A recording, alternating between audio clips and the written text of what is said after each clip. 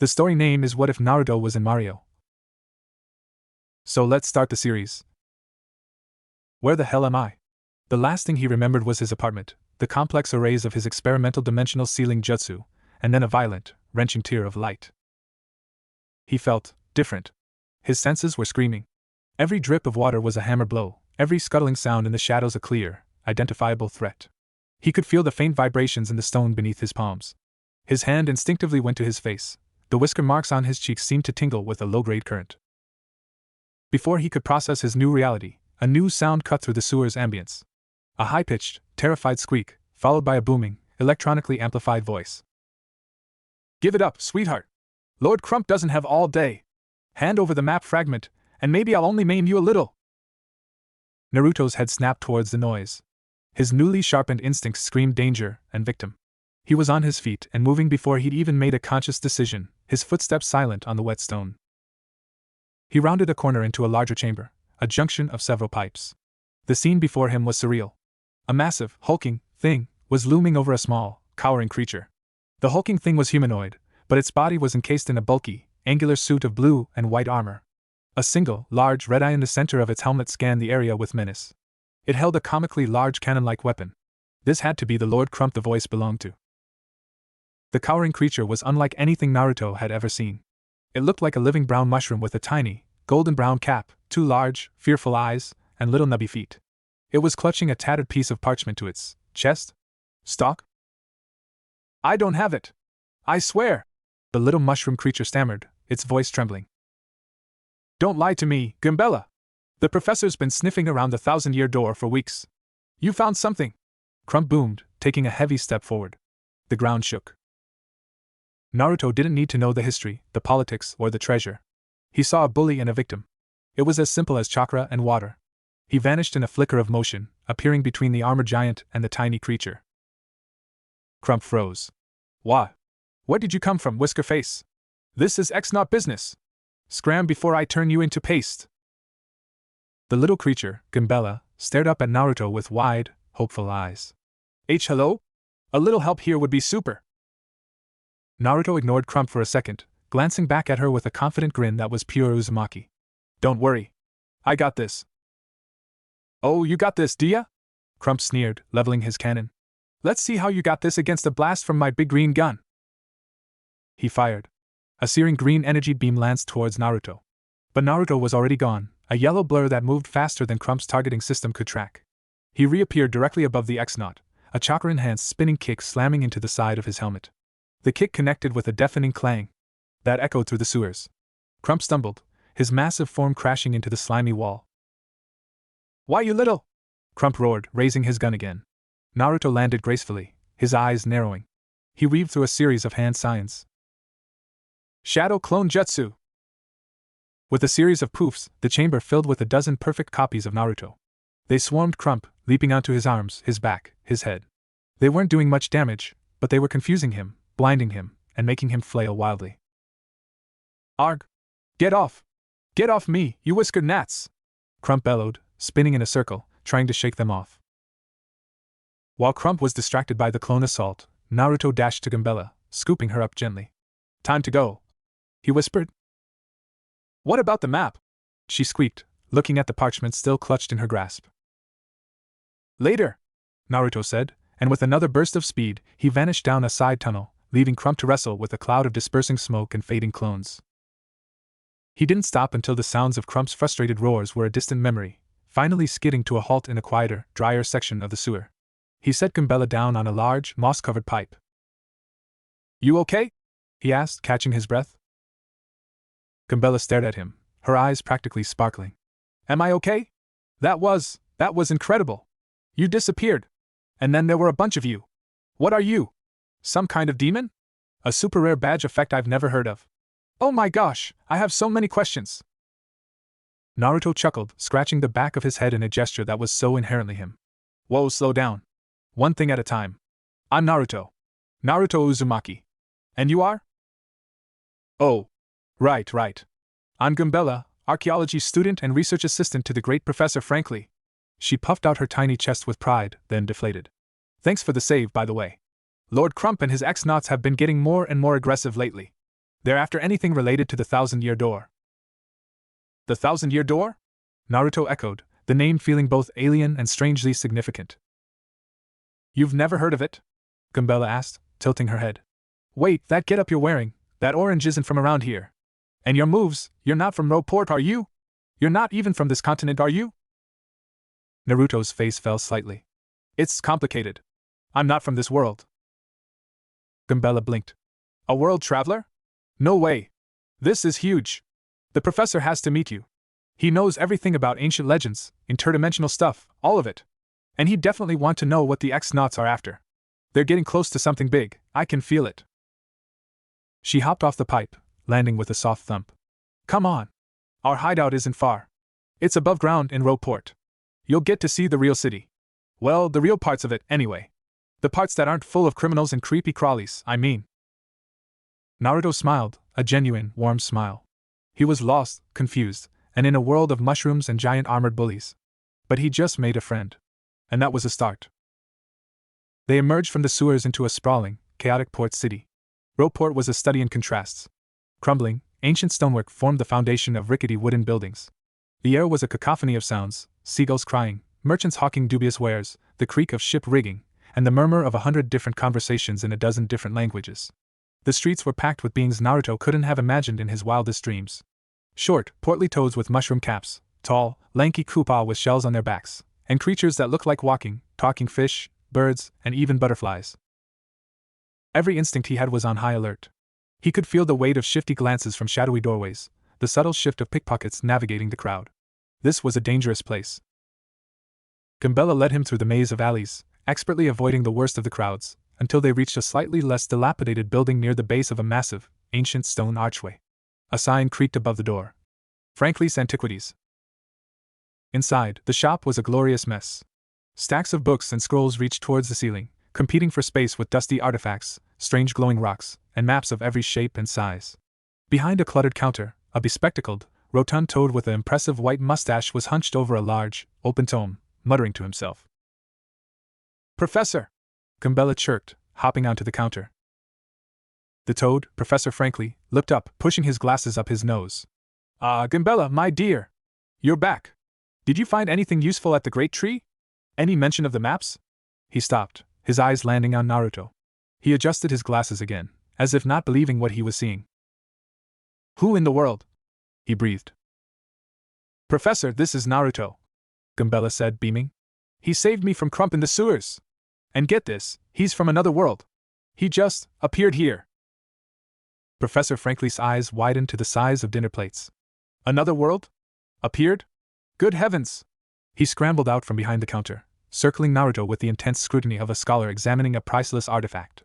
He peered at the whisker marks on Naruto's cheeks, which pulsed faintly with a soft, golden light. Remarkable. The residual dimensional energy is practically palpable. And these markings, they're not tattoos, they're an intrinsic part of you, a physical manifestation of some inherent power. Astounding! Thanks? Naruto said, feeling a bit like a bug under a magnifying glass. Professor, the map fragment I found, Gambella interrupted, holding out the tattered parchment. It's not just part of any old map. The text I deciphered, it mentions the bearer of the star's guide and a vessel from beyond the veiled dot. Frankly took the fragment with trembling hands, scanning the text. His face went pale. He looked from the map to Naruto, then back again. He rushed to a large, dusty tapestry hanging on the back wall, pulling it aside to reveal a massive, ornately carved stone door embedded in the wall. It was covered in strange symbols and a large, star-shaped lock. The Thousand-Year Door, Frankly whispered, his voice full of awe. He looked at Naruto. Young man, according to ancient legend, the door cannot be opened by force. It requires 7 crystal stars, hidden across the land. The map showing their location was said to only reveal itself to a vessel from beyond the veil, a hero touched by the power of a great beast, who would bear the star's guide dot. He held up the map fragment. A faint, shimmering light began to emanate from it. As Naruto watched, the fragment lifted from Frankly's hands and floated through the air towards him. It stopped in front of his chest, and with a soft pulse of light, it attached itself to his jumpsuit, becoming whole. The tattered edges smoothed out, the faded lines sharpened, and the entire map of a world he didn't know glowed with a soft, golden light. Naruto stared down at the map now magically fused to his clothes.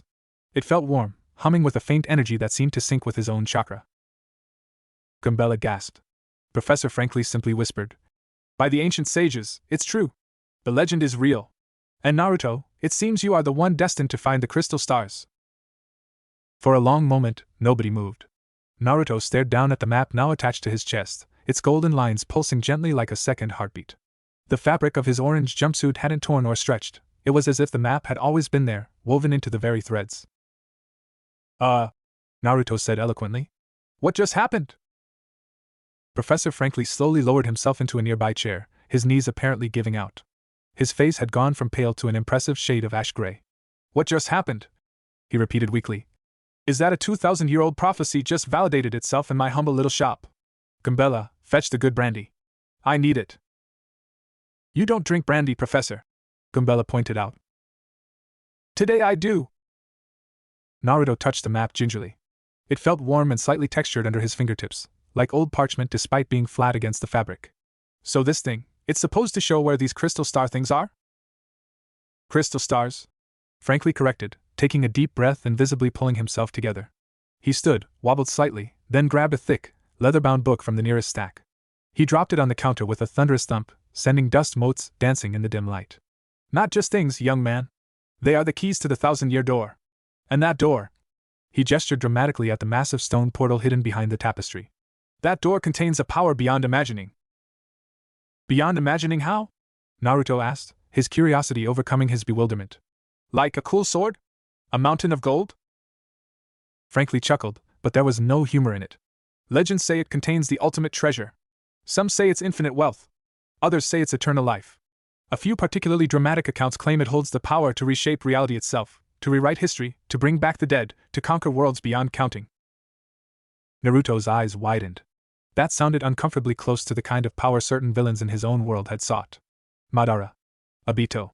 Even Nagato, in his own twisted way. And people want to open it? My dear boy. Frankly sighed, opening the massive book to a page marked with a crimson ribbon. People have been trying to open it for 1,000 years. Treasure hunters, mad kings, ambitious sorcerers, they've all come to Roleport seeking the 1,000-year door.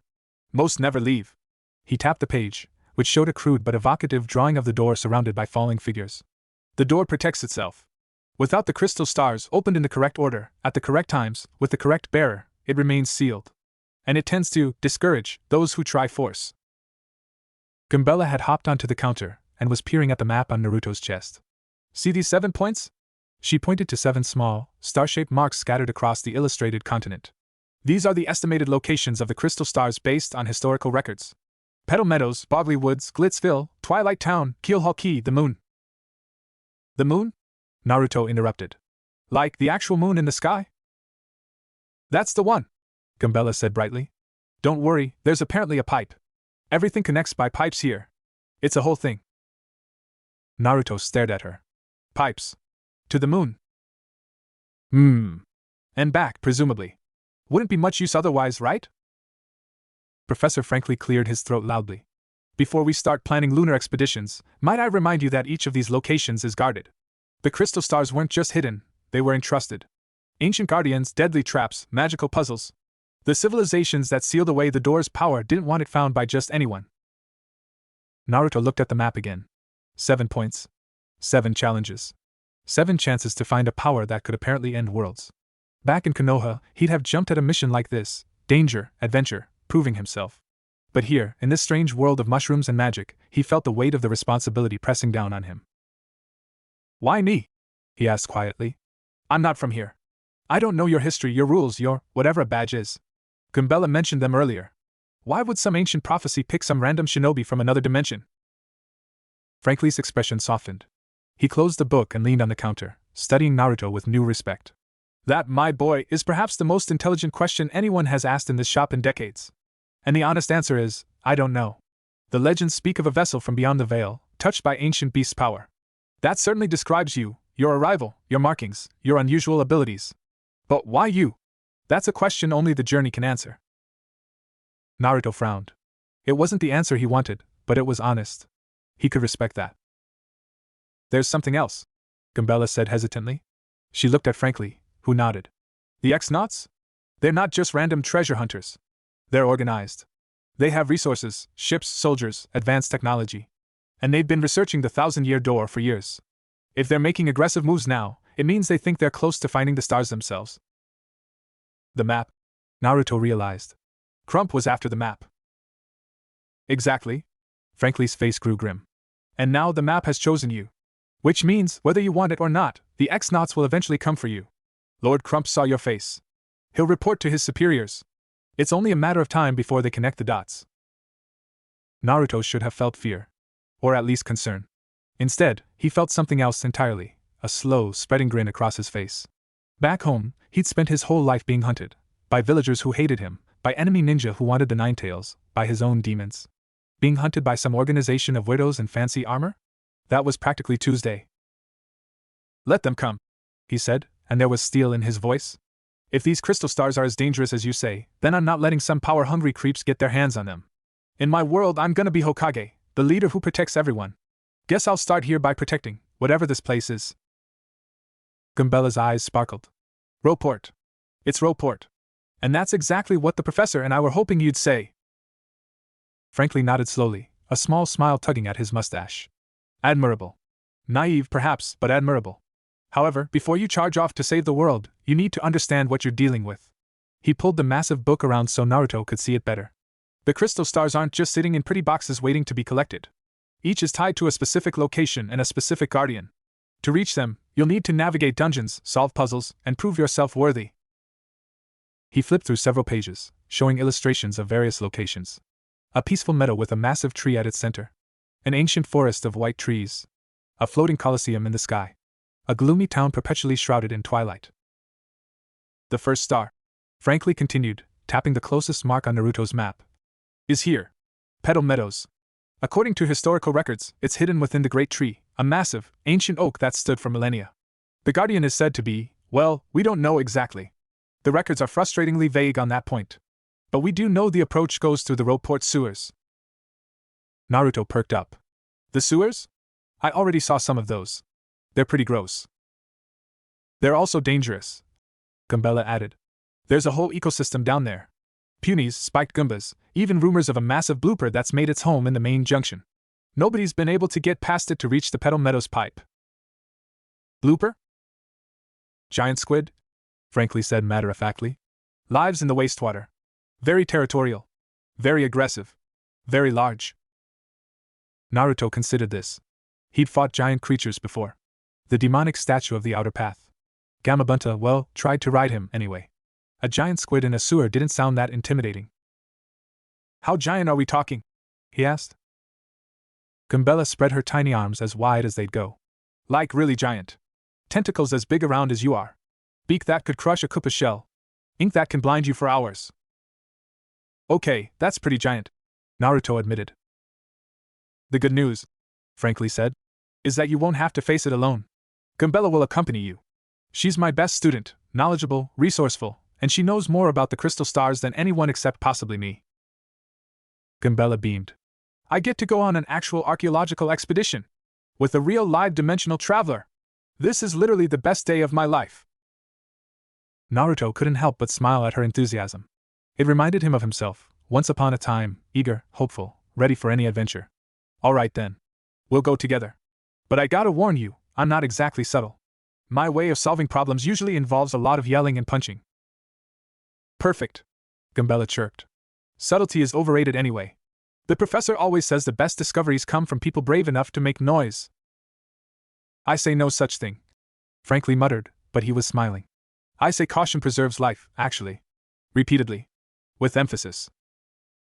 But Naruto and Gumbella were already planning, their heads together over the map, pointing at routes and discussing strategies.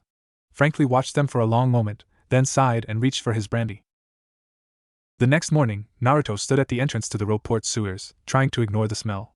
Gumbella was beside him, having equipped a tiny backpack filled with supplies, rope, dried mushrooms, apparently food, a notebook, and several empty jars.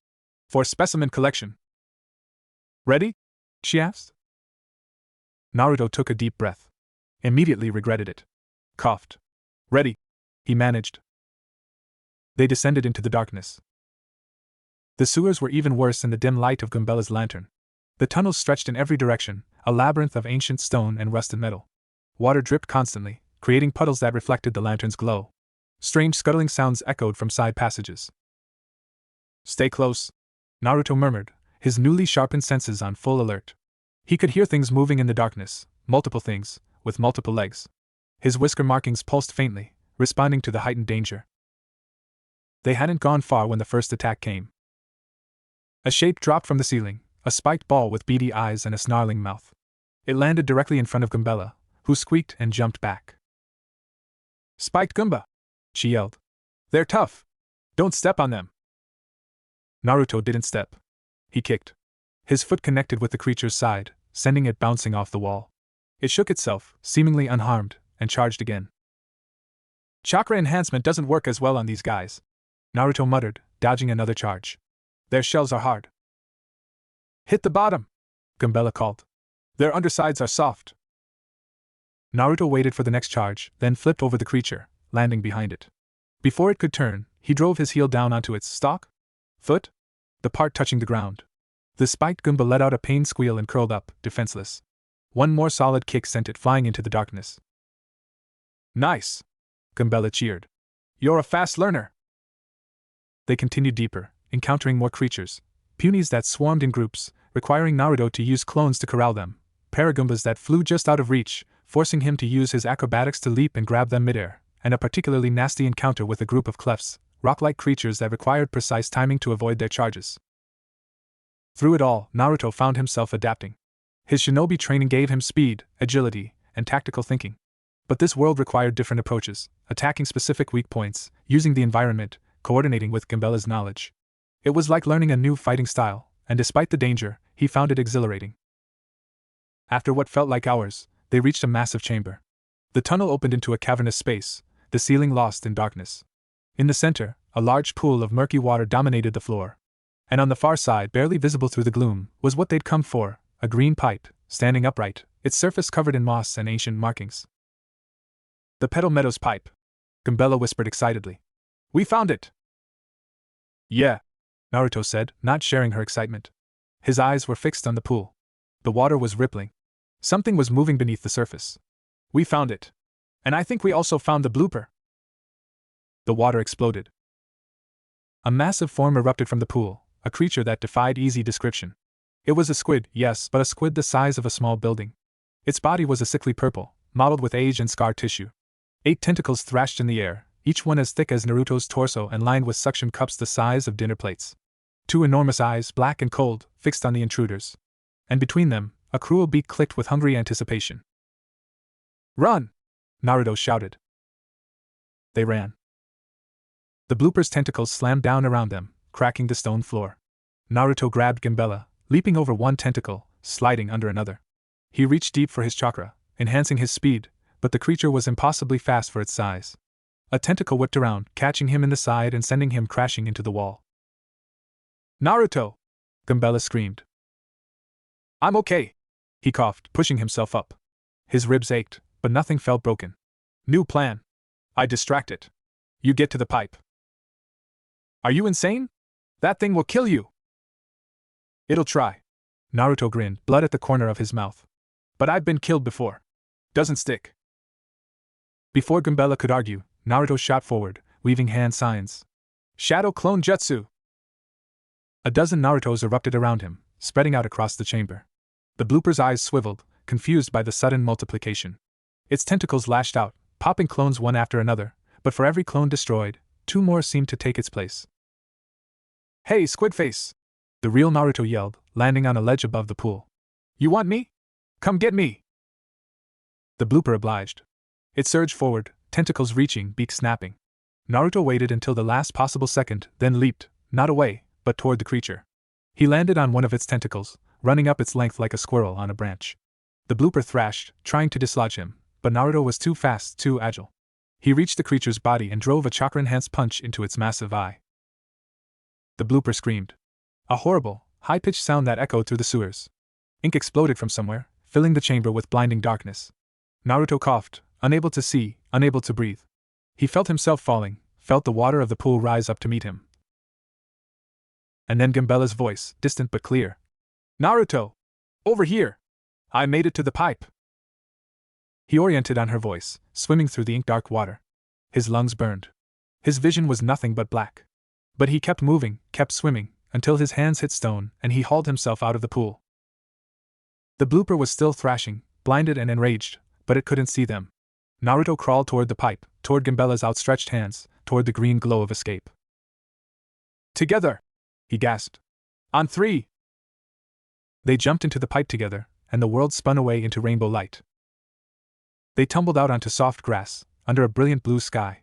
Naruto lay on his back, gasping, staring up at clouds that looked nothing like sewer ceilings. The air was sweet and clean, filled with the scent of flowers. We made it! Gambella whispered beside him. Then louder. We made it! Naruto, we actually made it! Naruto laughed, the sound bubbling up from somewhere deep in his chest. It hurt. Everything hurt. But he was alive, and the sun was warm, and in the distance he could see an enormous tree stretching toward the sky, the great tree of Petal Meadows. First dungeon cleared, he said, still laughing. First boss defeated. How many more? 6 crystal stars, Gambella said, counting on her fingers. So, 6 more dungeons. 6 more bosses. Probably. Naruto sat up, looking at the tree, at the meadow, at this strange beautiful world he'd fallen into. He thought about the X-Nauts, about the power under Rogueport, about a prophecy that had chosen him for reasons he didn't understand. 6 more, he repeated. Then he grinned, that same stubborn, unbreakable grin that had carried him through every challenge his own world had thrown at him. Better get started then. Gambella grinned back. That's the spirit! Now come on, according to my research, there's a village of friendly creatures near the tree. We can rest there, resupply, and figure out how to actually get into the great tree. I'm guessing there's a puzzle involved. There's always a puzzle involved. Naruto groaned, but he was smiling. Puzzles. Great. I'm terrible at puzzles. Don't worry, Gambella said, hopping to her feet and offering him a tiny hand. That's why you've got me. Brains and brawn, we're the perfect team. Naruto took her hand and let her pull him up. Standing in the sunlight of Petal Meadows, covered in sewer grime and squid ink, with a magical map fused to his chest and a mushroom girl as his guide, he felt something he hadn't felt since the dimensional gate tore him away from everything he knew. Hope. All right, Gambella, he said. Let's go find ourselves a crystal star. The village at the base of the great tree was called Petalburg, and it was the most peaceful place Naruto had ever seen. Tiny houses dotted the landscape, their roofs made of living flowers that bloomed in brilliant colors. Paths of smooth white stone wound between gardens bursting with vegetables and herbs. And everywhere, there were creatures called punies. They looked like small, round beans with stubby legs and curious eyes. They came in every color of the rainbow, and they moved in herds, chattering amongst themselves in high-pitched voices. When Naruto and Gambella arrived, the punies swarmed them with innocent enthusiasm. A visitor! A visitor! Look at his funny face! He has markings like a kitty! Where did you come from, stranger? Naruto found himself surrounded by a dozen tiny creatures, all talking at once, all pressing close with unguarded curiosity. It was overwhelming. It was also, he realized with a pang, wonderful. No one here looked at him with fear or hatred. No one whispered about demons or monsters. They just saw a strange visitor and wanted to say hello. All right, he laughed, gently extricating himself from the crowd. Give a guy some room to breathe. The punies giggled and backed up slightly, though they didn't go far. Their leader, a slightly larger punic with a flower crown, stepped forward and bowed. Welcome to Petalburg, stranger. I am Elder Puni. We don't get many visitors from outside the meadow. What brings you to our humble home? Naruto glanced at Gambella, who nodded encouragingly. We're looking for the crystal star, he said. The one hidden in the great tree. The effect was immediate. The punies' cheerful expressions dimmed. Several of them took nervous steps backward. Elder Puni's face grew troubled. The crystal star, he repeated slowly. Yes. It is there. It has always been there, for as long as our people have lived in the meadow. But no one has been able to reach it for generations. Why not? Gambella asked, pulling out her notebook. What's guarding it? Elder Puni sighed. The tree itself? The great tree is not merely a tree, it is a living being, ancient and wise. It tests those who seek the star. Many have entered. Few have returned. Those who did, they spoke of puzzles that shifted and changed, of rooms that rearranged themselves, of a guardian at the heart that could not be defeated. A guardian? Naruto perked up. What kind of guardian? We do not know. No one who has faced it has lived to describe it. Well, that was cheerful. Naruto looked up at the great tree. It was enormous, easily the size of the Hokage monument back home, maybe bigger. Its trunk was wider than a village block, its branches spreading to cover the entire meadow in dappled shade. Ancient runes were carved into its bark, worn smooth by centuries of wind and rain. "I've faced plenty of things that were supposed to kill me," Naruto said quietly. "I'm still here." Elder Puni studied him for a long moment. Then he nodded slowly. "You have the look of one who has walked through fire and emerged stronger. Perhaps you will succeed where others have failed. But you must be prepared." He turned and gestured toward the largest building in the village, a round structure with a roof of interwoven branches. "Come. There is something you should see before you attempt the tree." The interior of the building was dark and cool, lit only by glowing moss that grew in patterns along the walls. In the center, on a pedestal of polished wood, rested a single object, a small, crystalline badge in the shape of a leaf. "This is the leaf badge," Elder Puni explained. "It is one of the treasures of our people, passed down from elder to elder since before memory. It belonged to the last hero who attempted to claim the crystal star, a brave warrior from a distant land. He did not return, but his badge did.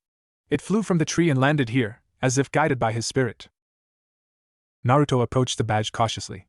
As he drew near, it began to glow faintly, pulsing in rhythm with the marks on his cheeks.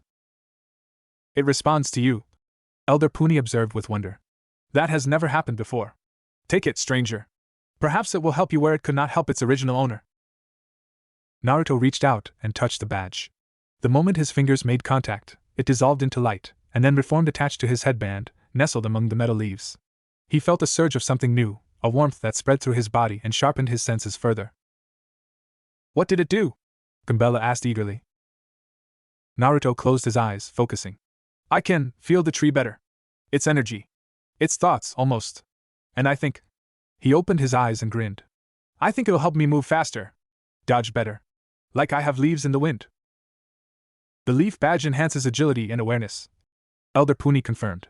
"It was crafted long ago by sages who understood the tree's magic. Use it well, and perhaps the great tree will see you as friend rather than foe."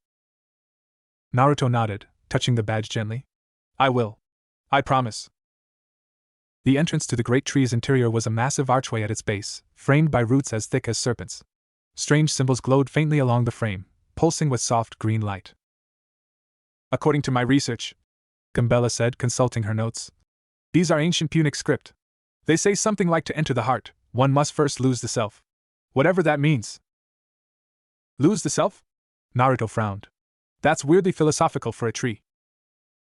"Welcome to ancient puzzles. They love this kind of thing." They stepped through the archway together. The world shifted. Suddenly Naruto was alone. He stood in a vast circular chamber, its walls covered in writhing roots and glowing moss. The ceiling was lost in darkness above. There was no sign of Gambella, no sign of the entrance they'd just used. Just him, the chamber, and a single path forward. "Gambella?" he called. No answer. "Gambella!" Nothing. He took a breath, forcing himself to stay calm. Lose the self. Maybe that meant being separated from his partner. Or maybe it meant something else entirely. Either way, standing here worrying wouldn't help. He moved forward. The path led to another chamber, this one filled with floating platforms suspended over a bottomless pit. Naruto jumped, using his chakra to stick to the platforms when they wobbled dangerously. Halfway across, the platforms began to move, shifting positions, rearranging themselves in patterns that seemed designed to throw him off. This is like the academy training grounds times 100, he thought, leaping from a disappearing platform to one that materialized just in time. But I've trained for this. I can do this. He made it across, landing in a narrow corridor lined with ancient carvings. The carvings told a story. He could see figures of punis, of a great tree, of a shining star at its center. And then, at the end of the corridor, a door with no handle. On the door, more symbols glowed. "Let's see," Naruto muttered, studying them. They looked similar to the ones at the entrance. Lose the self. What did that mean here? He tried pushing. Nothing. He tried pulling. Nothing. He tried kicking, because sometimes that worked, but the door didn't even dent. Lose the self. He thought about his shadow clones. They were copies of himself, other selves. Was that relevant?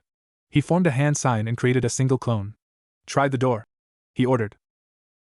The clone nodded and approached. As soon as it touched the door, it poofed into smoke, and the door swung open. "Okay," Naruto said slowly. "That was weird. But I'll take it." He stepped through into another chamber, and there was Gambella, looking relieved and frazzled. Naruto! You're okay. I got separated and there were these puzzles and I had to. Wait, are you real? I'm real, he assured her. Are you? I think so. I had to answer a bunch of history questions to get through my door. It was exhausting. They compared notes as they moved forward, encountering more puzzles that required both of them to solve. One room had pressure plates that needed 2 people to stand on them simultaneously, obvious, but impossible for someone alone. Another had mirrors that had to be angled to reflect light onto specific spots. Gumbella's sharp eyes and Naruto's precise movements made quick work of it. This is designed for 2 people, Gumbella realized as they entered yet another chamber. But the entrance said lose the self? That doesn't mean being alone, it means working with someone else. Putting aside your individual self to become part of a team. Naruto grinned. Good thing I'm an expert at that. The final chamber opened before them, a massive circular space with a high ceiling supported by living roots.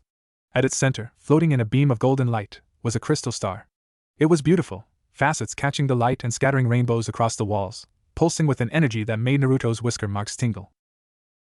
But between them and the star stood the guardian. It was a creature of wood and leaf and ancient magic, a massive figure shaped like a punic, but 20 feet tall, its body formed from the tree itself. Vines hung from its limbs like dreadlocks. Moss covered its shoulders like a cloak. Its eyes glowed with the same green light as the runes on the entrance. I am the heart of the tree, it rumbled, its voice like wind through branches. I am the guardian of the crystal star. To prove yourselves worthy, you must face me in combat. Do you accept? Naruto stepped forward, cracking his knuckles. We didn't come all this way to say no.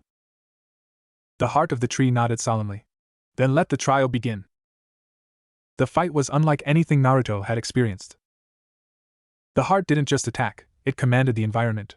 Roots erupted from the ground, trying to grab Naruto's ankles. Vines lashed from the walls like whips. Seeds shot from its palms like bullets, each one exploding into clouds of choking pollen. Gumbella, stay back! Naruto shouted, dodging a root that nearly impaled him. I can help, she insisted. I know this thing. The professor's notes mentioned a tree guardian. Its core is vulnerable when it attacks. Then tell me when. He focused on the heart, watching its patterns. It moved slowly but struck with devastating power. When it raised one arm, roots came from the left. When it lowered its head, vines attacked from above. And when it opened its mouth to release that rumbling laugh, pollen filled the air. Naruto coughed, his vision blurring. The pollen was affecting him, slowing his reactions, dulling his senses. He couldn't afford to let this drag out. Shadow Clone Jutsu! A dozen Narutos spread across the chamber, drawing the heart's attention. The Guardian's attacks became scattered, unfocused, roots grabbing clones that popped into smoke, vines whipping through empty air. Now, Gumbella! What's the opening? It's when it uses both arms.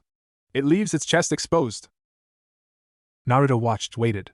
The heart raised both arms to summon a massive root from the ceiling, and there, in its chest, a gap in the wooden armor revealed a pulsing green core. He moved. Chakra enhanced his legs, his speed, his aim.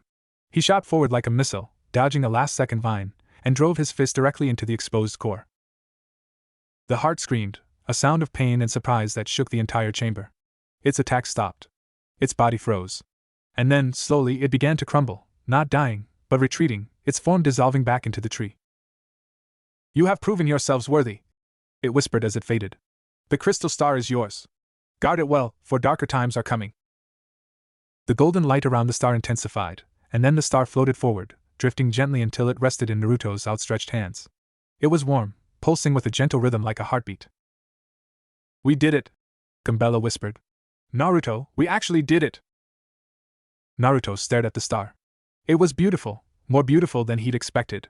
But more than that, it felt right. Like he was exactly where he was supposed to be, doing exactly what he was supposed to do. Yeah, he said softly. We did. They emerged from the great tree to find the punies waiting for them, their faces alight with hope and fear. When they saw the crystal star glowing in Naruto's hands, the village erupted in cheers. The star! They retrieved the star! The prophecy is fulfilled! Heroes! Heroes! Elder Puni approached, his ancient eyes glistening with tears.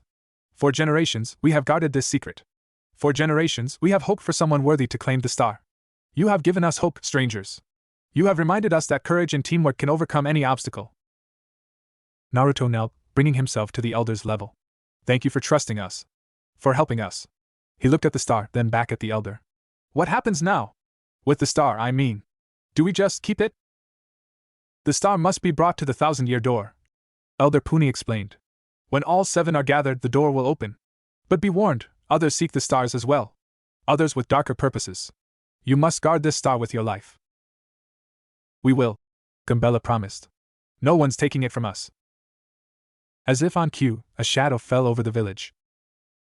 Naruto looked up, and his blood ran cold. Floating above Petal Meadows was an airship unlike anything he'd ever seen. It was sleek and metallic, its hull gleaming with an eerie blue light. On its side, emblazoned in crimson, was a symbol, an X surrounded by stars. The X-Nauts? Gambella breathed. They found us. The airship descended, its shadow swallowing the village whole. Hatches opened on its underside, and figures began to drop, soldiers in the same blue and white armor as Crump, their weapons gleaming. And leading them, stepping off a hover platform with theatrical grace, was a figure Naruto hadn't expected. A woman. Tall and elegant, with pale skin and flowing silver hair.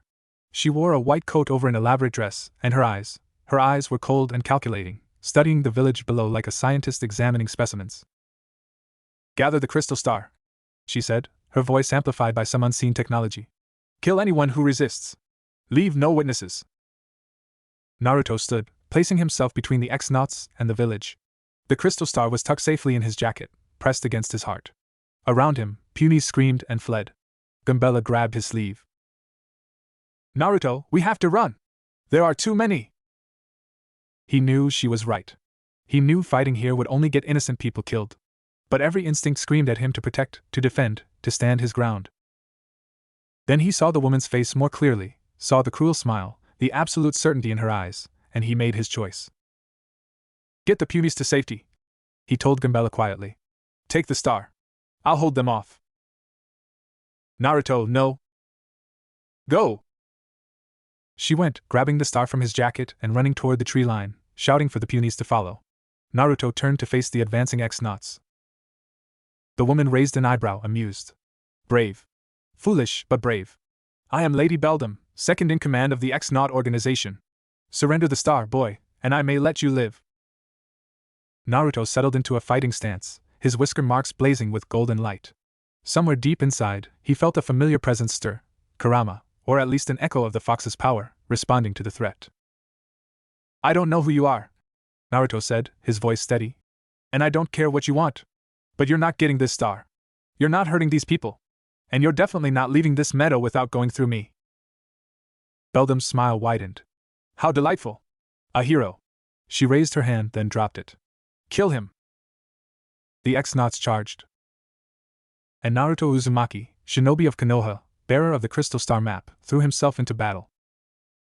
The first wave of X-Nauts hit like a tide of blue and white armor. Naruto met them head-on. His fist connected with the lead soldier's helmet, crumpling the metal and sending the man flying backward into his comrades. They went down like bowling pins, but more kept coming, dropping from the airship on tethers, pouring from hatches, surrounding him from all sides. Shadow Clone Jutsu! The meadow filled with orange. 100 Narutos spread across the battlefield, engaging the X-Nauts in scattered skirmishes. For every soldier that fell, 2 more seemed to appear, but the clones bought precious seconds, seconds for the Punies to flee, seconds for Gambella to reach safety, seconds for Naruto to assess his enemy. Lady Beldam watched from her hover platform, utterly unimpressed. Party tricks. How quaint. She gestured lazily, and a squad of elite X-Nauts stepped forward, these ones bulkier, their armor decorated with gold trim, their weapons crackling with energy. Take him alive if possible, Beldam ordered. I want to know how a feral child from the sewers got his hands on the map. The elites charged. Naruto dodged the first energy blast, flipped over the second, and caught the third on a hastily summoned clone. These were tougher, faster, better trained, coordinating their attacks with military precision. He couldn't afford to underestimate them. A blast caught him in the shoulder, sending him spinning. He recovered midair, landing in a crouch, but more shots forced him to keep moving. The clones were being eliminated one by one, their numbers dwindling as the X-Nauts adapted to his tactics. Think, Naruto. Think. These weren't random thugs like Crump. They were soldiers, disciplined, well-equipped, working as a unit. His usual chaos and yelling approach wasn't enough. He needed something else. He reached deep for his chakra, feeling for that familiar warmth. The leaf badge pulsed against his headband, enhancing his awareness. He could feel the flow of battle, the soldiers' positions, their firing patterns, the gaps in their formation. There. A split-second opening. He vanished in a blur of motion, reappearing behind the nearest elite. A chakra-enhanced chop to the neck, and the soldier crumpled. Before the others could react, Naruto was already moving again, taking out a second, then a third, using their own coordination against them by striking where they least expected. That's enough. The voice came from everywhere and nowhere. Naruto froze mid-strike as purple energy wrapped around him like spectral chains. He struggled, but the bonds held tight, not physical, but something else. Something magical. Beldam descended from her platform, her eyes glowing with the same purple light. You're interesting, boy. Stronger than you look. Faster. Those tricks of yours, I've never seen anything like them. She circled him slowly, studying him like a specimen. Where did you learn them? None of your business. Naruto growled, still straining against the bonds. Everything is my business. Beldam's smile was cold. I am a collector of secrets, a student of powers beyond mortal understanding. The crystal stars, the thousand-year door, the ancient magic that sleeps beneath rope port, these are my life's work. And you, little feral child, have inserted yourself into my plans. She reached for his jacket, patting it down. Her expression hardened when she found nothing. Where is it? Wouldn't you like to know? Beldam's eyes flashed. The purple bonds tightened, and Naruto gasped as pressure built around his chest. I asked you a question? The crystal star. Where is it? Gone. Naruto managed through gritted teeth. Somewhere you'll never find it. For a long moment, Beldam simply stared at him. Then, unexpectedly, she laughed, a light, almost pleasant sound that somehow made Naruto's skin crawl. You've hidden it. How resourceful. No matter, the star's energy is distinctive. My scanners will locate it within the hour. She turned to her remaining soldiers. Secure the village. Find the star. And bring me the mushroom girl. She's the clever one, isn't she? The professor's assistant. She'll know where it's hidden. The ex-nauts saluted and spread out, moving toward Petalburg. Naruto's heart sank. The punies were peaceful farmers. They couldn't fight. Gambella was smart, but she wasn't a warrior. If the ex-nauts found them, I have to break free. I have to.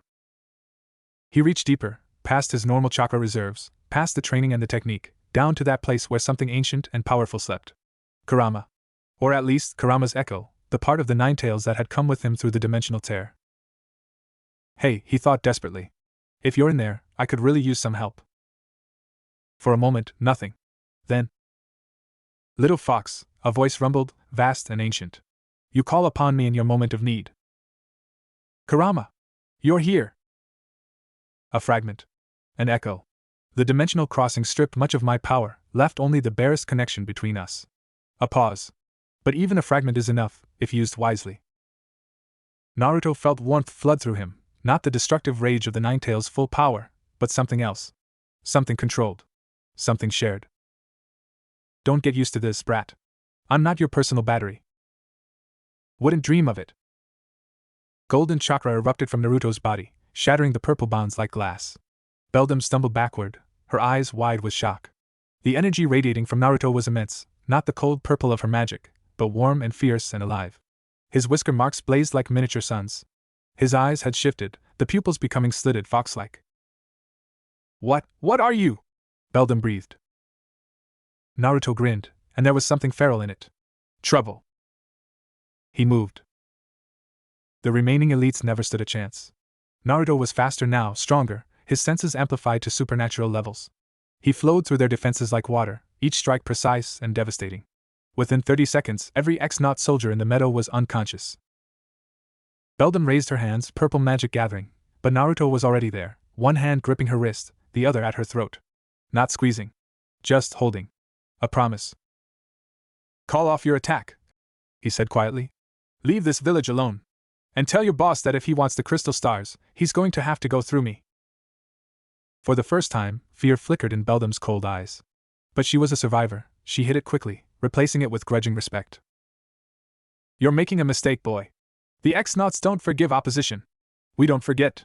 From this moment on, you have a target on your back. I've had a target on my back my whole life. Naruto released her, stepping back. I'm still here. Now go. Beldam straightened her coat, composed herself, and activated her hover platform. As she rose toward the airship, she called down one final promise. This isn't over. The stars will be ours. The door will open. And when it does, you'll wish you'd never set foot in this world. The airship ascended, its engines humming, and disappeared into the clouds. Naruto watched it go, then let out a long breath. The golden chakra faded. His eyes returned to normal.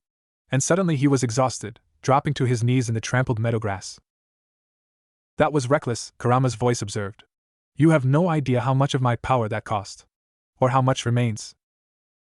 I know, Naruto thought back. But they would have found Gambella. They would have hurt the punies. I couldn't let that happen. Humph, foolish sentiment. Also, admirable. Don't let it go to your head. The presence faded, retreating to wherever it slept within him. Naruto sat in the grass, catching his breath, until small footsteps approached. Naruto! Gambella rushed to his side, her eyes wide with concern. That was incredible. You glowed. And your eyes changed. And you took out like 50 X-Nauts by yourself. How did you do that? Naruto managed a weak smile. Long story. Involves a very grumpy fox. He looked around at the meadow, at the scattered unconscious soldiers, at the village where frightened Punic faces peered from windows. Is everyone okay? Thanks to you. The punies are scared, but nobody's hurt. Gambella hesitated. Naruto, that woman. Lady Beldam. I've read about her. She's not just some X-Naut officer, she's one of the Three Shadows, the original founders of the organization. She's been researching ancient magic for centuries. Centuries? She's not human. None of the Three Shadows are. There's something else, beings of pure magic who bound themselves to mortal forms. The professor thinks they're connected to the Thousand-Year Door somehow. Maybe even responsible for sealing it in the first place. Naruto absorbed this information, filing it away for later. Right now, he had more immediate concerns. The star. You still have it? Gambella patted her backpack, which pulsed with a faint golden light. Safe and sound. I hid in the tree's root system. The X-Nauts never thought to look there. Good thinking. Naruto pushed himself to his feet, ignoring the protests from his overworked muscles. We can't stay here. Beldam will be back with reinforcements, and next time she'll be prepared. We need to move, and we need to find the next star before they do. Gambella nodded, then bit her lip. There's something else. While I was hiding, I heard some of the X-Nauts talking. They mentioned another team, a strike force already en route to the next location. Bobbly Woods. They think there's a star hidden there too. Naruto's jaw tightened. Then that's where we're going. How do we get there from here? Pipes, obviously. There should be one somewhere in the meadow. The punies use it to trade with other regions. But Naruto, Bobbly Woods is dangerous. The trees there are ancient and magical, and the creatures that live in them, they're not friendly like the punies. Neither are X-Nauts. Naruto started walking toward the village. Come on. We need to say goodbye to Elder Puni and find that pipe. The goodbye was harder than Naruto expected. The punies gathered around them, their small faces etched with sadness and gratitude. Elder Puni pressed a small pouch into Naruto's hands, dried herbs and healing mushrooms, he explained, for the journey ahead. You have given us more than we can ever repay, the elder said. Not just the star's return, but our safety. Our lives. We will remember the Orange Warrior and his brave companion for as long as our people exist. Naruto knelt, meeting the elder's eyes. You guys gave me hope when I needed it. You treated me like a person, not a monster. That's worth more than any star. Elder Puni smiled, laying a wrinkled hand on Naruto's cheek. You are no monster, child. You are a hero. Never doubt that.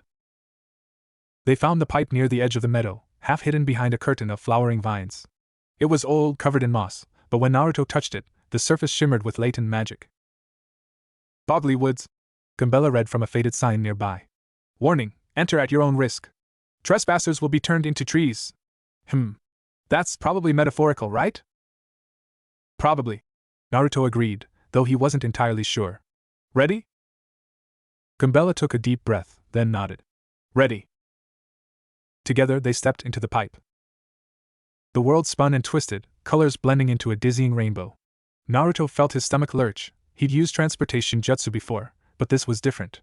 This was like being stretched and compressed simultaneously, like falling in every direction at once. Then, abruptly, solid ground beneath his feet. He stumbled, caught himself, and looked up. Boggly Woods was beautiful and terrifying in equal measure. The trees were white, bone white, like the skeletons of some ancient forest. Their branches reached toward a sky that seemed perpetually twilight, casting long shadows across a carpet of luminescent moss. Strange lights flickered between the trunks, will-o-wisps, maybe, or something else entirely.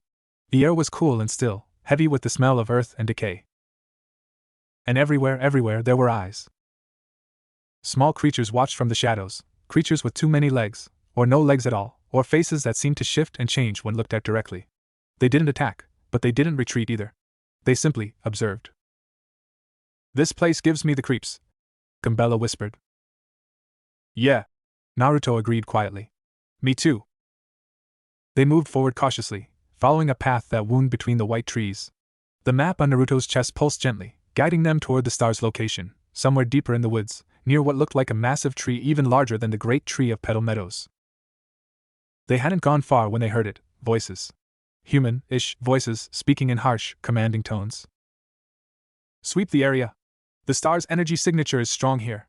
It has to be in that giant tree." "Sir, what about the locals? These tree things keep watching us." "Ignore them. They're harmless. Probably." Naruto and Gambella exchanged glances. X-Knots. Already here, already searching. "How many do you think?" Naruto whispered. Gambella peered through the trees. "At least a dozen? Maybe more. And that voice, the commanding one. That sounds like..." She trailed off as a figure emerged from the shadows. Massive. Bulky. Armored in blue and white with gold trim. And that voice, that familiar, obnoxious voice. Well. Look what the bloopers dragged in." Lord Crump grinned at them, his single red eye gleaming with malicious delight. Behind him, a squad of X-Knots raised their weapons. "The boss is gonna be very happy to see you again, Whiskerface." Lord Crump's grin stretched wide beneath his helmet's single red eye. He looked even bulkier than he had in the sewers, probably upgraded armor, Naruto guessed, or maybe just the result of too many victory meals. Behind him, a dozen X-Knots fanned out, their weapons trained on the two intruders. "Fancy meeting you here," Crump continued, clearly enjoying himself. "Beldam said you were trouble. Said you had some kind of glow-eye power-up. But I'm not seeing it now. Just a scrawny kid and his mushroom girlfriend." "She's not my..." Naruto started then stopped. Now wasn't the time. "What do you want, Crump?" "What do I want?" Crump laughed, a harsh, barking sound. "I want that map on your chest. I want the star you're carrying. I want to watch you squirm while my boys take you apart piece by piece. You made me look bad in front of the boss. Can't have that." He raised his massive cannon, the same big green gun from the sewers, but upgraded, crackling with more energy. "Last chance, Whiskerface. Surrender now, and maybe I'll only break one leg."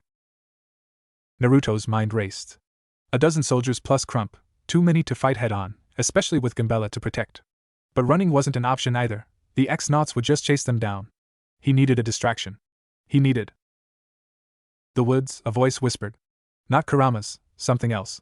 Something older. Let the woods help you." Naruto blinked.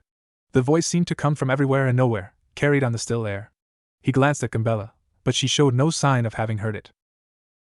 "Follow the lights. Trust the shadows. The woods remember."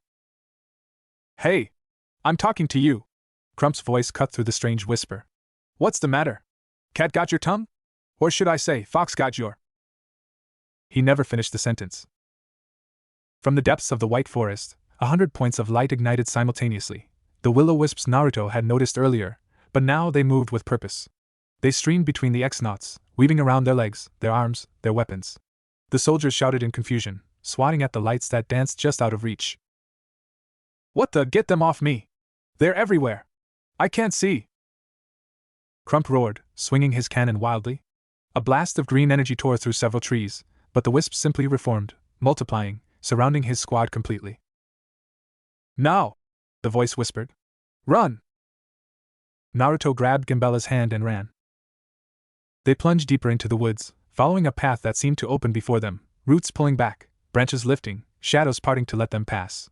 Behind them, Crump's shouts faded into the distance, swallowed by the whispering trees. They ran until Gambella gasped for breath, until Naruto's exhausted muscles screamed for rest, until the sounds of pursuit had long since vanished. Finally, they collapsed against the base of a massive white trunk, chest heaving. "What?" Gambella panted. "Was that?" Naruto shook his head, equally confused. "I don't know. Something helped us. the woods themselves. As if in response, the lights that had guided them gathered in the air before them, dozens of tiny wisps, pulsing gently. They swirled together, merged, and formed a shape. A face. Ancient and wise, with eyes that held centuries of memory. It was formed entirely of soft golden light, but it was unmistakably there, watching them with benevolent interest. "Welcome, travelers," the face spoke, its voice the same whisper from before. "I am the heart of the forest, the spirit of Bogly Woods. I have waited long for your arrival." Naruto stared, too amazed to speak. Gambella recovered faster, her academic instincts kicking in. You're the forest spirit? The one mentioned in ancient Punic texts? I thought you were just a legend." "Legends often have roots in truth, little one." The spirit's eyes crinkled with what might have been amusement. "I am as real as the trees you lean against, as real as the air you breathe. And I have watched you since you entered my domain." Naruto found his voice. "You helped us back there. With the lights, the distraction. Why?" "Because you carried the crystal star." The spirit's gaze fell on Gambella's backpack, which pulsed with soft light. "And because you carry something else, something familiar. A presence I have not felt in millennia." Naruto's hand went to his chest, where Kurama's chakra still faintly resonated. "You can feel him?" "Him?" The spirit tilted its head. "Ah. You speak of the beast within." "Yes, I feel it, ancient power, wild and fierce, bound to your soul. Such bonds were not unknown in the earliest days of this world, before the door was sealed. But they are rare now. Exceedingly rare." The spirit drifted closer, its light washing over Naruto. "You are not of this world, young one. You carry the scent of distant stars, of dimensions beyond counting. And yet you have been chosen by the map, bound to the stars, marked by destiny. Fascinating." "Yeah, I get that a lot," Naruto muttered. "Look, we're here for the crystal star. The one hidden in these woods. Can you help us find it?" The spirit's expression grew solemn. "The star you seek lies at the heart of my domain, guarded by trials I set in place long ago. But I must warn you, others have come seeking it. Dark ones, with cold purposes. They even now approach the trial grounds." "The X-Nauts?" Gambella said. "Crump and his squad. Among others. Their leader, the one they call Beldam, she is known to me. She walked these woods centuries ago, when she still wore a different face. She has not forgotten, and she has not forgiven." Naruto stood, brushing bark from his clothes. "Then we need to move faster. If they reach the star first." "They will not." The spirit's voice held absolute certainty. "The trials cannot be brute-forced. They require understanding, cooperation, and a pure heart. Beldam possesses none of these. Her soldiers even less. But you..." The spirit's gaze moved between Naruto and Gambella. "You may yet succeed." Golden light enveloped them, warm and gentle. When it faded, they stood before an enormous tree, larger than the great tree of Petal Meadows, larger than anything Naruto had ever seen. Its trunk was wider than the Hokage monument, its branches lost in the twilight sky. And at its base, an entrance, archway of living wood, pulsing with the same light as the forest spirit. "The trials await," the spirit said. "Face them together, trust in each other, and you will prevail. But know this, the star's guardian will test more than your strength. It will test your hearts." The spirit faded, its light dissolving into the countless wisps that filled the forest. Naruto and Gambella stood alone before the great tree. "Ready for more puzzles?" Gambella asked, a nervous edge to her voice. Naruto cracked his knuckles and grinned. "Born ready." The interior of the great tree was nothing like the great tree of Petal Meadows. Where that had been organic and earthy, this was ethereal, walls of crystallized wood that glittered like gemstones, floors of polished bark that reflected their footsteps, ceilings that opened into vast chambers filled with floating lights. The first trial was immediate, a massive chamber with no visible exit, its walls covered in symbols that shifted and rearranged themselves constantly. "Great," Naruto muttered. "More symbols." Gambella was already studying them, her brow furrowed in concentration. "These aren't random. They're telling a story. Look, here's a figure representing a hero. Here's a companion. They're facing something. A shadow. A darkness." The symbols shifted again, and Gambella gasped. "They're reacting to us. Every time we move, they change." Naruto watched the walls carefully. The symbols did seem to track them. Small figures moved when they moved, shadows stretched when they approached. It was like being inside a living story. "Maybe we're supposed to complete the story," he suggested. "Act out what the symbols show." Gambella's eyes lit up. "That's brilliant! Look, the hero and companion are approaching the shadow. When they get close, the shadow retreats. But then it splits into multiple shadows surrounding them. Naruto saw it too. The symbols were showing a sequence, a narrative that required specific actions. So we need to do what the hero does. Face the shadows, but not alone. Together. They moved forward cautiously, following the story. When the symbols showed the hero raising a shield, Naruto created a clone to block an incoming energy bolt from a hidden trap. When they showed the companion solving a riddle, Gambella deciphered a puzzle that opened a hidden door. Step by step, action by action, they progressed through the chamber, living the ancient story. The final symbol showed the hero and companion standing before a great light, the shadows defeated, peace restored. As Naruto and Gambella reached that position, the chamber shifted, walls sliding, floor rotating, and suddenly they stood in a new space. A corridor stretched before them, lined with doors. Of course. Gambella sighed. More doors. This one's different. Naruto approached the nearest door, studying its surface. Unlike the others, this one had no symbols, no locks, no handles. Just smooth, polished wood. It's like the door in the great tree. The one that required losing the self. Maybe each door is a different trial, Gambella suggested. And we have to pick the right one. Naruto shook his head slowly. I don't think so. I think we each have to go through our own door. Alone. Gambella's face fell. Separated again? But we just found each other. I know. Naruto touched her shoulder gently. But the story showed hero and companion facing trials together, right? But the trial itself, the thing that made them heroes, that had to be faced alone. We can support each other, but in the end, we each have to prove ourselves. Gambella was quiet for a moment, then nodded slowly. You're right.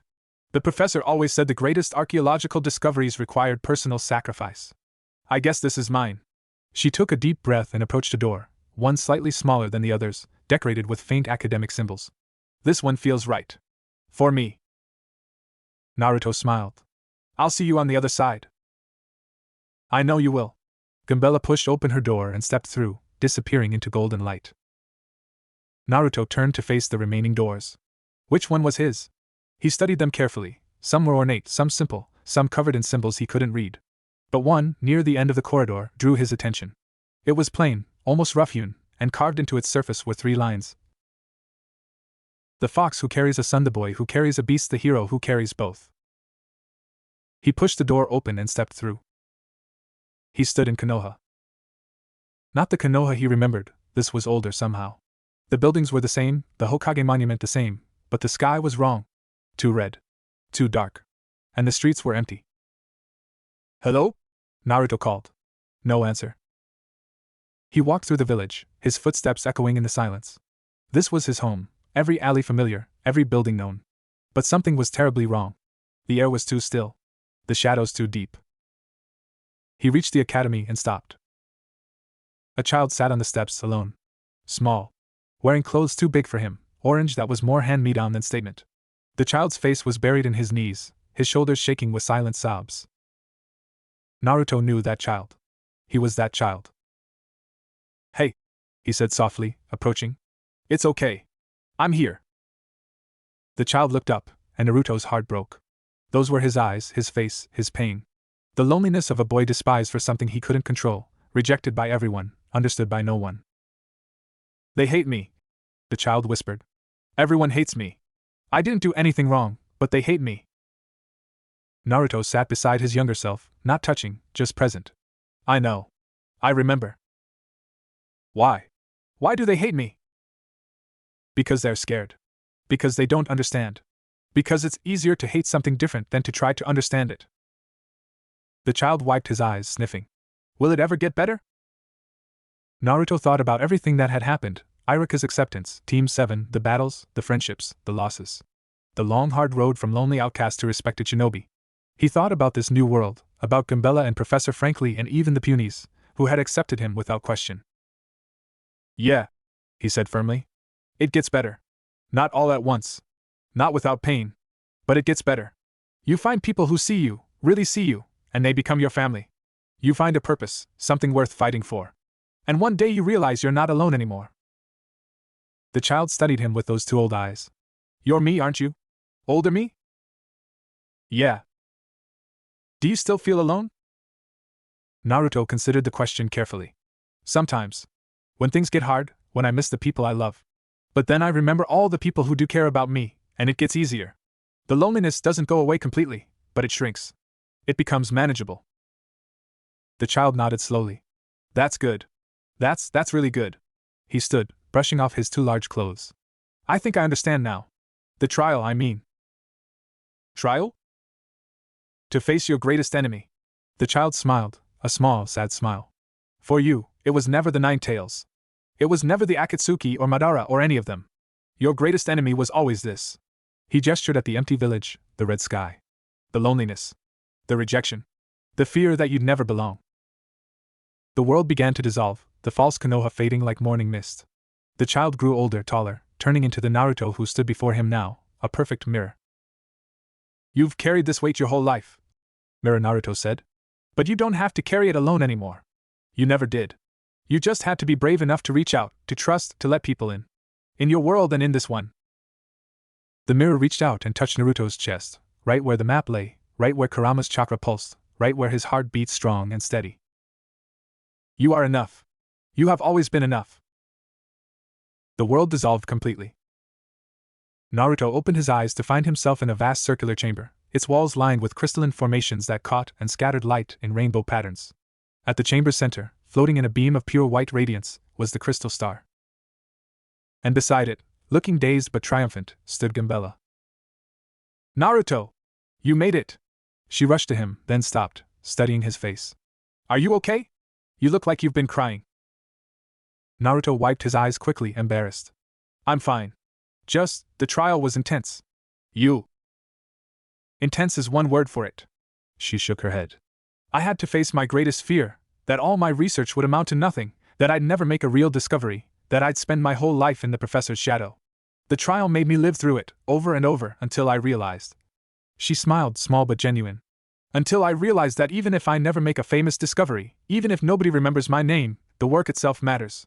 The learning matters. And I have people who believe in me, which is more than some scholars ever get. Naruto nodded slowly. Yeah. That's yeah? They stood together for a moment, two people who had faced their deepest fears and survived. Then the ground shook. An explosion tore through the chamber's entrance, and Lord Crump stomped through, his armor scorched and dented, his single eye blazing with fury. Behind him, half a dozen ex-nauts limped and stumbled. There you are! Crump bellowed. You think those floating light things could stop me? You think a few puzzles could keep Lord Crump from his prize? He raised his cannon, aiming directly at the star. That star is mine! Naruto stepped forward, placing himself between Crump and the star. You want it? Come get it! Crump's grin returned, nasty and confident. Gladly. He fired. Naruto dodged, but the blast was wider than before. It caught him in the side, sending him crashing into the crystalline wall. Before he could recover, Crump was on him, massive armored fist connecting with his stomach, his face, his chest. I've upgraded, Whisker Face! Crump roared, each word punctuated by a blow. New armor! New gun!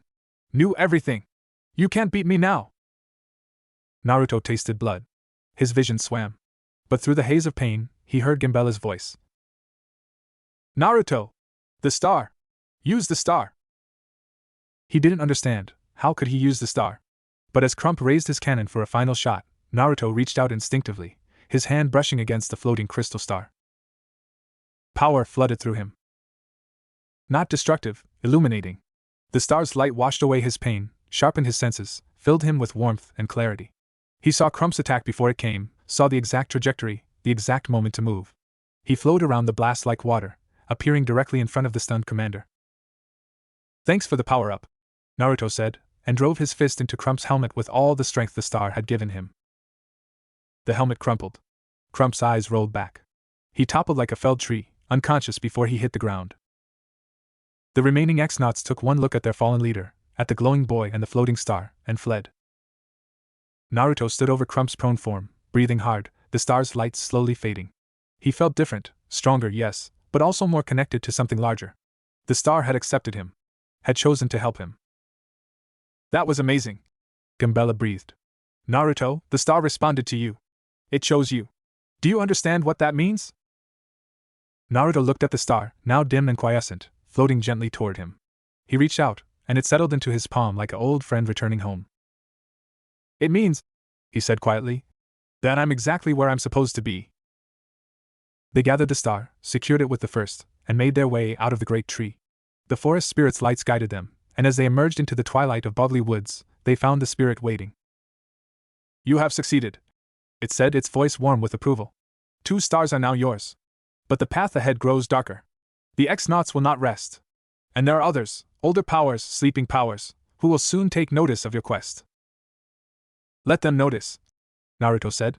Let them come. We'll be ready. The spirit smiled. I believe you will. Go now, heroes of 2 worlds. The next star awaits in Glitzville, a place of combat and glory, where strength is tested and champions are made. May the light guide your way. The wisp swirled around them one final time, then faded into the twilight. Naruto and Gimbella stood alone at the edge of the woods, 2 stars safe in their possession, a world of adventure stretching before them. Glitzville, Gimbella said. I've heard of it. It's a city built entirely around fighting, tournaments, battles, glory seekers from across the world.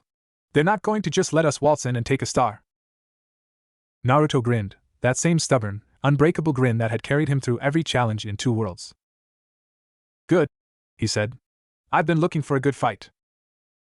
The pipe from Bogly Woods deposited them in a place that defied everything Naruto had come to expect from this world. Glitzville wasn't a town or a city, it was a spectacle. Towering neon signs blazed against the perpetual twilight sky, advertising fights, fighters, and betting odds in languages Naruto couldn't read but instinctively understood. The streets were packed with beings of every shape and size, hulking Koopa with battle-scarred shells, lithe boos that flickered in and out of visibility, creatures that looked like walking television sets, and humans, actual humans, the first Naruto had seen since arriving in this world. The air vibrated with energy. Announcements blared from massive speakers. Tonight's main event! The Rocking Rumble! 3 challengers enter, 1 leaves champion. Crowds surged toward a colossal structure at the city's center, the Glitz Pit, according to the map on Naruto's chest, which pulsed with increasing intensity the closer they got. Okay, Gimbella said, pressing close to Naruto to avoid being trampled. I did not expect this. The historical texts mentioned Glitzville as a place of honorable combat. This is less honorable and more loud. Naruto loved it. The energy reminded him of the Chunin exams, the crowds, the anticipation, the promise of battle. For the first time since arriving in this world, he felt something like home. Where's the star? He asked, raising his voice over the noise. Gimbella consulted her notes, then pointed at the Glitz Pit. Deep inside. Probably in the champion's vault. Rumor has it the owner collects rare and powerful items. But we can't just walk in and ask for it. These people are obsessed with fighting. They'll want us to earn it. Naruto's grin widened. Good. They pushed through the crowd toward the pit's entrance, a massive archway shaped like 2 fists colliding. Bouncers blocked the way, enormous Koopa with muscles on top of muscles, their shells polished to a mirror shine. Hold it, one rumbled, crossing arms thicker than Naruto's torso. No entry without fighter credentials. You want to watch, ticket booth is around the corner. You want to fight. He looked Naruto up and down, unimpressed. You gotta register. Prove yourself. How do I do that? Naruto asked. The bouncer snorted. Win a preliminary match. There's always fresh blood looking to make a name. Beat 1, you're in. Lose. He cracked his knuckles. Let's just say the pit has excellent medical facilities. Naruto glanced at Gimbella. She looked nervous but nodded. We need that star. If fighting's the only way, then I fight. Naruto turned back to the bouncer. Sign me up. The preliminary arena was a cramped, sweat-stained room beneath the main stadium. Fighters of every description warmed up in corners, stretching, shadowboxing, or simply glaring at each other with undisguised hostility. The air smelled like competition and desperation. Naruto stood apart, studying his potential opponents. A hulking Koopa with spiked shells. A lithe boo that flickered menacingly. A creature that appeared to be made entirely of teeth. And in the far corner, watching him with unsettling stillness, a figure in black. Humanoid, but not human. Too tall, too thin, too still. Its face was hidden beneath a hood, but Naruto felt its gaze like a weight on his chest. Something about it whispered wrong. Eyes forward, rookie. Naruto turned to find a short, round toad with a clipboard approaching. I'm the match coordinator. You're Uzumaki, right? The weird kid with the whiskers? That's me. Great. Your first match is in 10 minutes. Standard rules, no weapons, no outside interference, fight until submission or knockout. Any questions? Just one. Naruto jerked his head toward the figure in black. Who's that? The coordinator followed his gaze, and his face paled. Oh. You noticed him, huh? That's the Phantom. Nobody knows where he came from. Showed up about a month ago, started fighting, never lost. Doesn't talk, doesn't celebrate, just wins. Some say he's not even alive. Just a puppet controlled by something else. Naruto's instincts screamed. That figure wasn't just a fighter, it was connected to the X-Nauts somehow.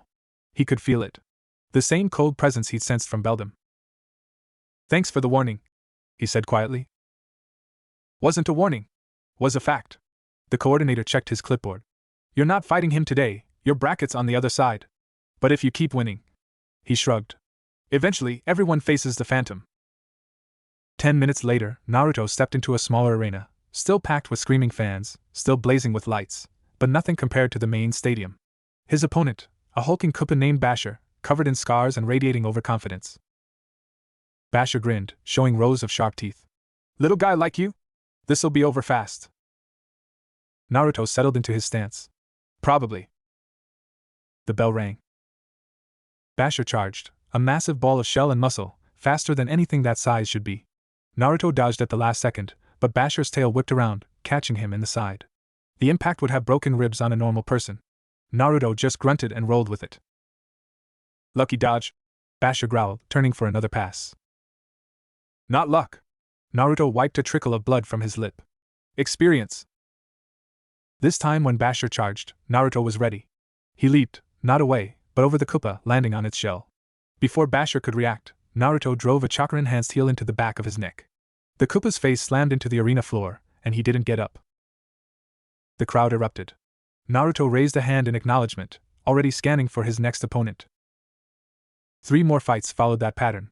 A boo that tried to phase through him, Naruto's chakra disrupted its intangibility, sending it spinning. A creature of teeth that turned out to be mostly bluff, one solid hit, and it crumbled. A human brawler who actually put up a decent fight, forcing Naruto to use shadow clones before finally submitting. By the end of the night, Naruto had a record of 4-0 and a growing reputation. The whiskered kid's a monster. Did you see that move where he multiplied? He's gotta be using illegal badges. Nobody fights like that naturally. Gumbella met him as he exited the arena, her eyes wide. Naruto, that was incredible. You made it look so easy. It wasn't easy, he admitted, accepting a water bottle. That last guy, the human, he was good. Really good. If I hadn't used the clones. But you did use them. That's the point, right? You adapt. You use what works. Naruto nodded slowly. She was right. In this world, his skills were unique advantages, not things to hide. The more he embraced that, the stronger he became. A voice interrupted their celebration. Impressive. Most impressive. They turned to find a figure approaching, a Koopa, but unlike any they'd seen. He walked on 2 legs, wore a flashy suit, and carried himself with the confidence of someone accustomed to power. His shell was decorated with gold trim, and his eyes gleamed with intelligence. Gruba, Gumbella whispered. The owner of the Glitz Pit. He's famous and infamous. Runs this place like his personal kingdom. Gruba stopped before them, studying Naruto with obvious interest. 4 fights. 4 wins. No losses, no draws, not even close calls. You've got the crowd talking, kid. And in my business, crowd talk means money. I'm not here for money, Naruto said. Then why are you here? Gruba's eyes narrowed slightly. Glitz still doesn't attract tourists. We attract fighters, gamblers, and people with something to hide. Which are you? Naruto met his gaze steadily. I'm looking for something.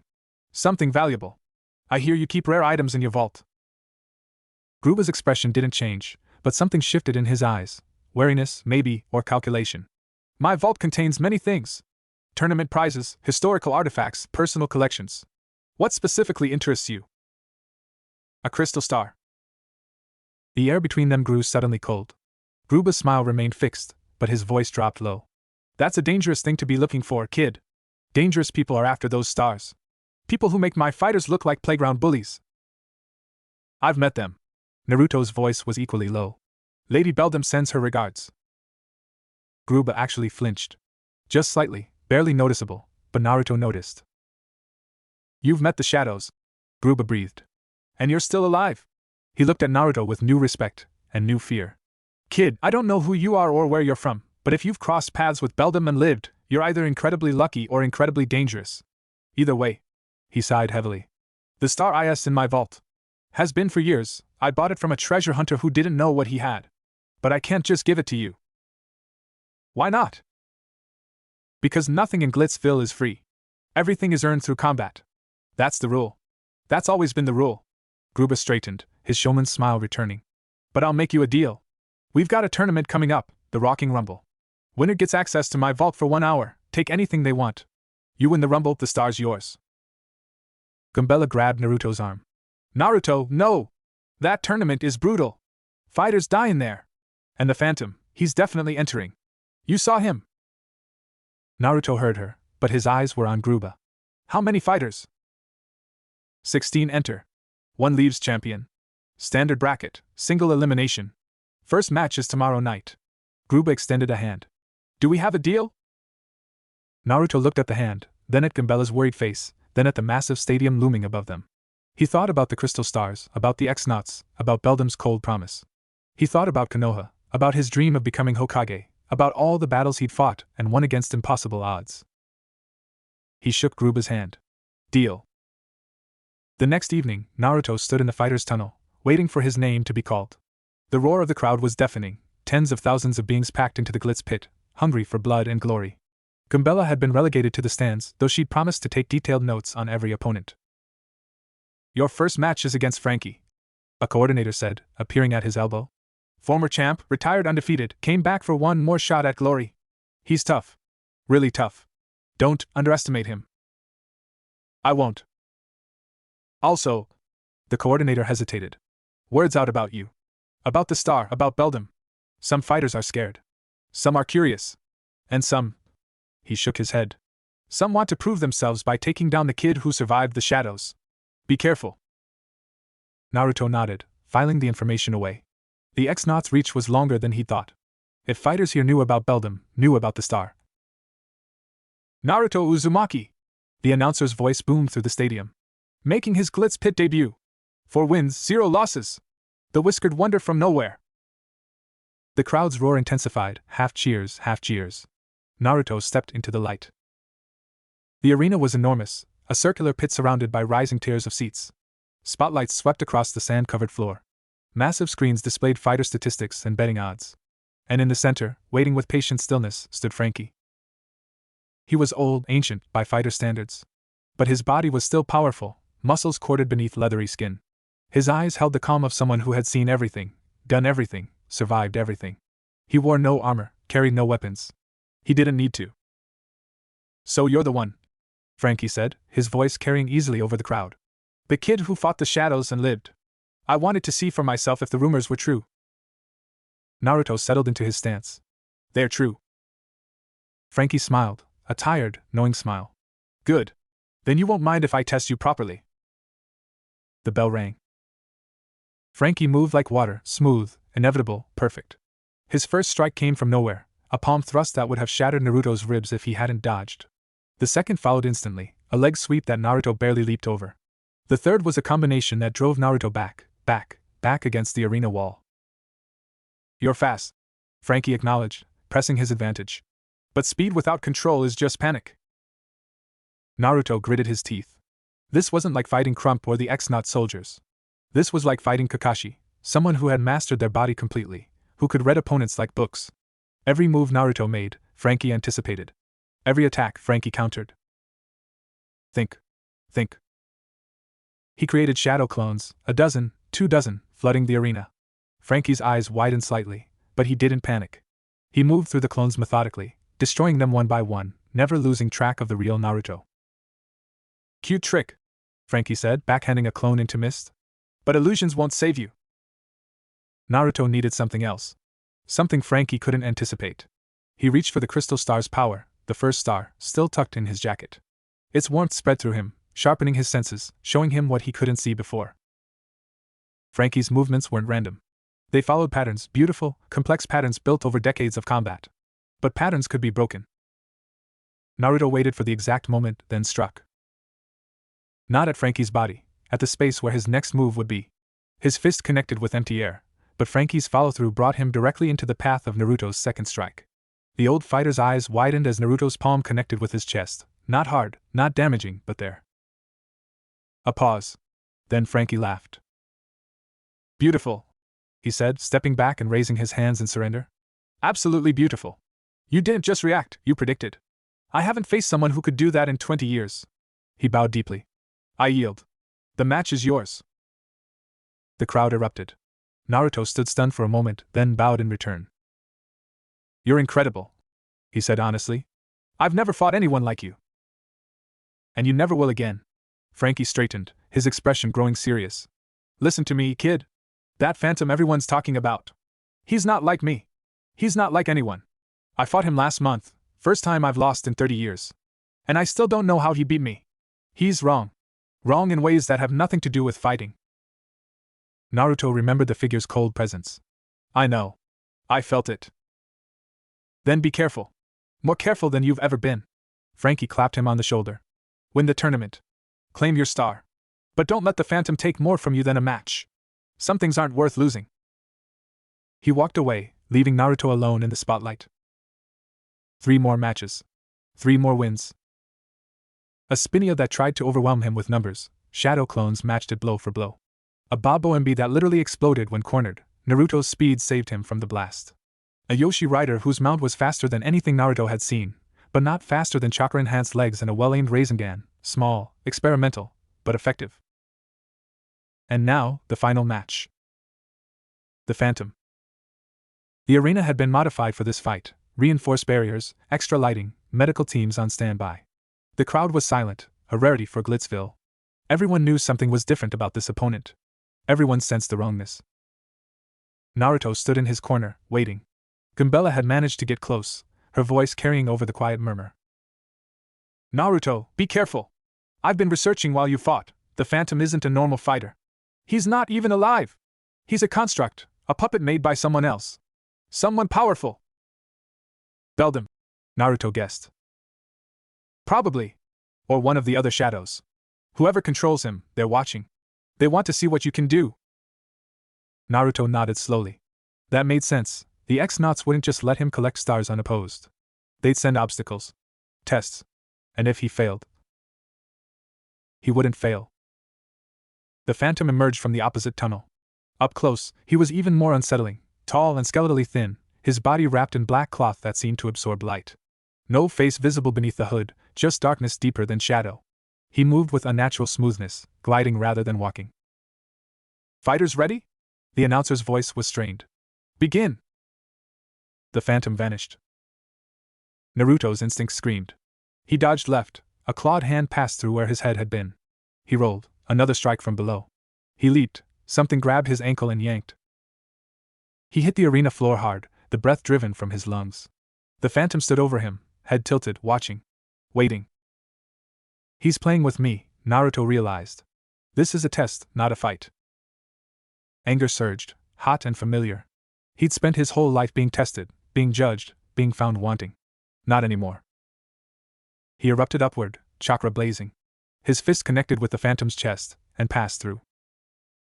Not through flesh. Through emptiness. The Phantom's body was hollow, a shell containing nothing but cold. Interesting. A voice whispered, Beldam's voice, coming from the Phantom's hood. Your power continues to surprise me, little fox. But surprise isn't enough. The Phantom's hand closed around Naruto's throat. Darkness flooded his vision. Cold seeped into his bones. He felt his strength draining, his chakra fading, his consciousness dimming. Through the haze, he heard Gumbella screaming, heard the crowd gasping, heard Beldam's satisfied laugh. Then warmth. Not his warmth. Kurama's. You think this petty darkness can match the Ninetales? The fox's voice rumbled, amused and contemptuous. Watch, brat. Watch and learn. Golden chakra exploded from Naruto's body, not the controlled boost from before, but raw, primal, ancient. The Phantom's hand dissolved on contact. Its entire form began to unravel, black cloth shredding, hollow body collapsing. Beldam's scream echoed through the arena, pain, shock, and something that might have been fear. The Phantom collapsed into a pile of smoking rags. The golden light faded. Naruto stood over the remains, breathing hard, his whisker marks blazing like miniature suns. The crowd was absolutely silent. Then thunder. The Glitz pit erupted in cheers, louder than anything Naruto had ever heard.